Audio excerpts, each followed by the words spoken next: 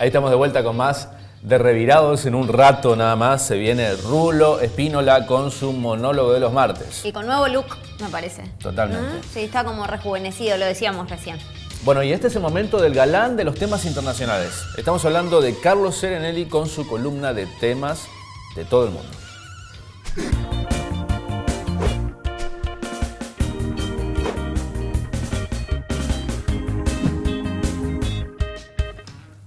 Muy buenos días, y Brasil sigue dando que hablar, porque la imagen del nuevo gobierno del presidente brasileño Michel Temer se viene deteriorando a pasos agigantados y con un nuevo escándalo en su gabinete, ya que ha renunciado otro ministro. Es el segundo que renuncia en menos de 18 días de este gobierno, que entró después de que la presidenta Dilma Rousseff, como saben, fuera suspendida a la espera de que se le realice un juicio político. Nueva renuncia de un ministro mientras continúan las protestas en ese país. En este caso, el renunciante es el ministro de Transparencia, una especie de ministro anticorrupción. Se llama Fabiano Silveira y presentó su dimisión de manera oficial en la noche de ayer. Es el segundo ministro que renuncia, como decíamos, en menos de 3 semanas de este nuevo gobierno, porque la semana pasada renunció, como ya les habíamos contado, el ministro de Planificación, Romero Jucá. El motivo de la nueva renuncia es el mismo que en el anterior caso, la difusión de conversaciones telefónicas sobre Petrobras.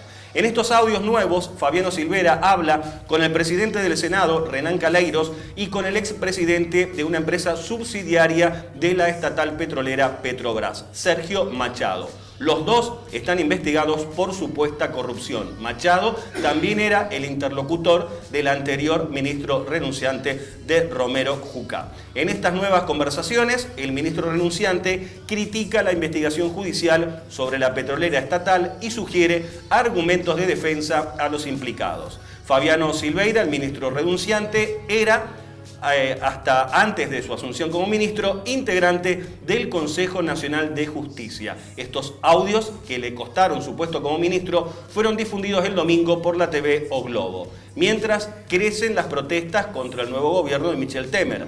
Y a todo esto, la presidenta suspendida, Dilma Rousseff, aguarda el inicio del juicio político y apuesta por el debilitamiento del gobierno de Temer. Cree que esto abre la posibilidad de que el Senado, que hace 3 semanas aprobó el inicio del proceso del juicio político, cambie de postura ese Senado y vote en contra de su destitución. Les recordamos que el Senado tiene 6 meses de plazo para llegar a esa votación decisiva.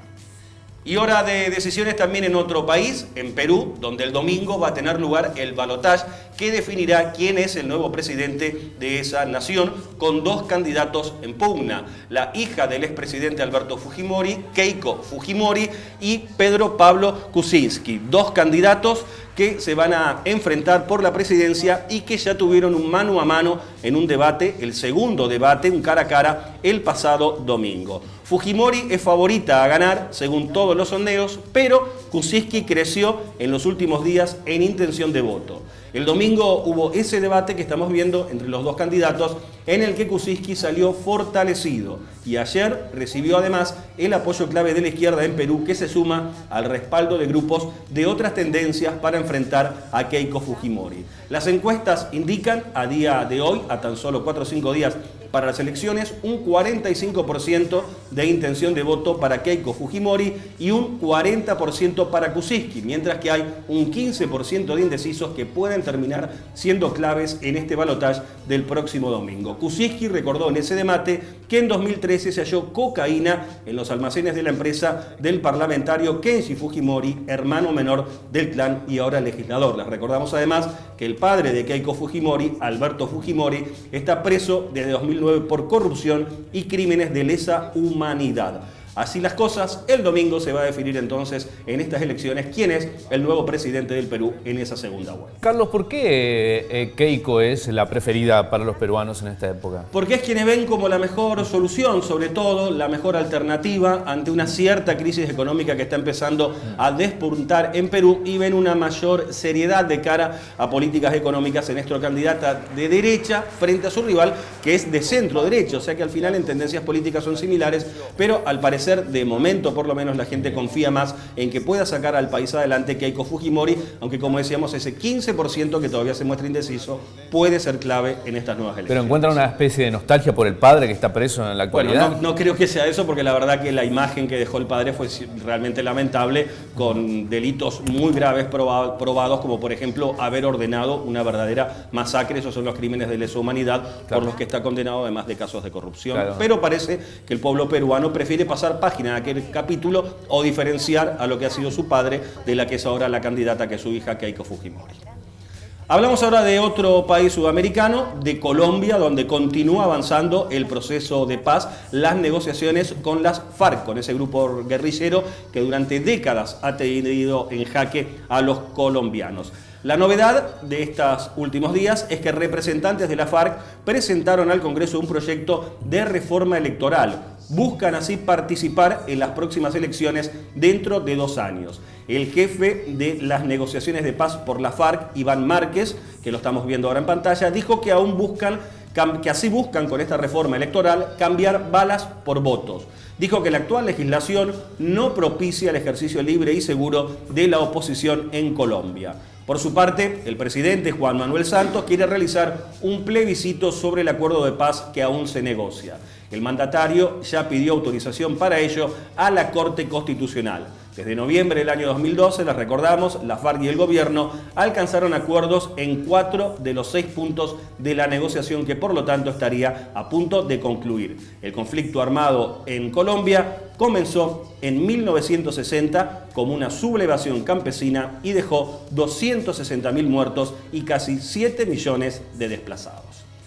Y donde la situación sigue siendo muy crítica es en Irak y en Siria, donde se ha lanzado una doble ofensiva en esos 2 países contra la organización terrorista Estado Islámico. Las acciones se centran en estos días actualmente en Irak, en la ciudad de Faluya, que era el principal bastión de la organización yihadista y donde han entrado en el día de ayer las tropas iraquíes. A lo largo de la semana, esas tropas iraquíes estrecharon el cerco de la ciudad, tomando control de las aldeas y las zonas rurales cercanas.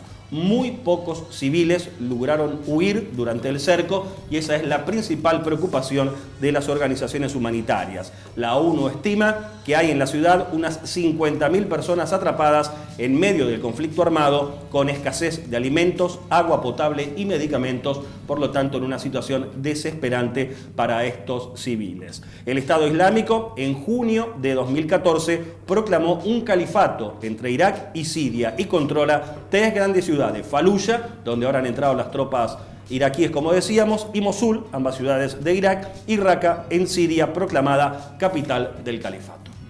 Y para terminar con este resumen de actualidad internacional, vamos a hablar de Francia, donde el conflicto, las protestas por la reforma laboral que impulsa el gobierno socialista están entrando en una fase crítica, ya que a solo 10 días de la Eurocopa se suman nuevas protestas y nuevos sectores que se pliegan a las huelgas convocadas en ese país. A los paros en sectores como las refinerías se suma desde hoy el transporte. Así no funcionan en Francia los trenes, ni los subtes, ni los aeropuertos. Estas huelgas son además por tiempo indefinido. De esta manera, después de una semana marcada por las dificultades de abastecimiento de combustibles, la revuelta social se concentra en el sector del transporte. Y siguen las marchas y enfrentamientos con las fuerzas de seguridad en las calles francesas.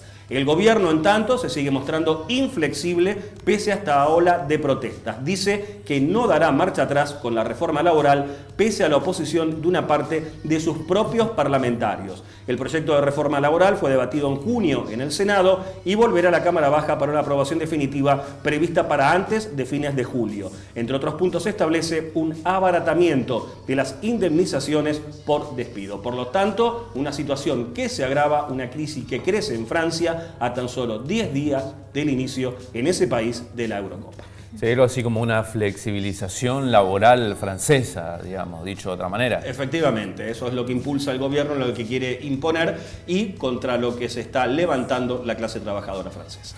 Bueno, muy bien, Carlos Serenelli, entonces con un resumen de los temas internacionales en pocos minutos. Así que bueno, muchas gracias y hasta la próxima semana. Hasta la próxima semana.